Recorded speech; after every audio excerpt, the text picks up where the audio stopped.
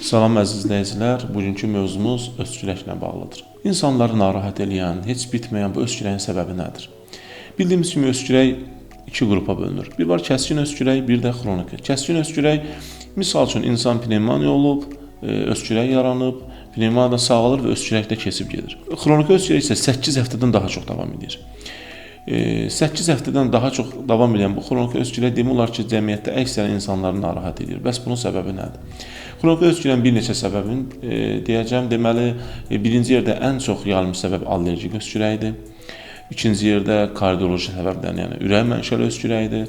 Üçüncü yerdə postnazal, yəni postrenal, yəni burunun arxa ciblərindən axıntının nəticəsində boğazda yaranmış qıcığın təsirindən yaranan öskürək.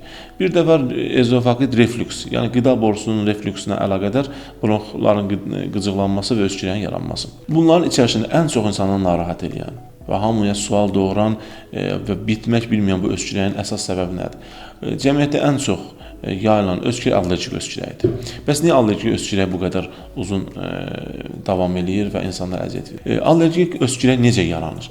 Allergen bizə orqanizmdə daxil olduqda allergenə qarşı orqanizmdə immun proses başlayır və müəyyən histamin mediatorları qanda yüksəlməyə başlayır. Bu histamin mediatorları həm bronxların daralmasına, həm də bronx divarında ödəmin yaranmasına səbəb olur. Və bu səbəb olur ki, insanda həm öskürək baş versin, çünki damar divarında yaranmış ödəm, alveolların divarında yaranmış ödəm sinir uclarını qıcıqlandırır. Həm o öskürəyə səbəb olur, həm də bronx divarlarının daralması tənginəfəsliyə səbəb olur. Bəs niyə bitmir? Çünki havada olan allergenlərin çoxluğu, yəni havanın təmiz olmaması, qidalarda olan konservantların çoxluğu, insan orqanizmində onların tanınmayıb allergen kimi orqanizm tərəfindən qəbul edilməsi və ona qarşı immun sistemin reaksiyası. Allergen mediatorların qanda həmişə yüksək səviyyədə saxlayır və bu da allergik öskürəyin yaranmasına gətirib çıxarır. Və allergenlər nə qədər ki bizim ekologiyamızda var, allergik proses sönmür.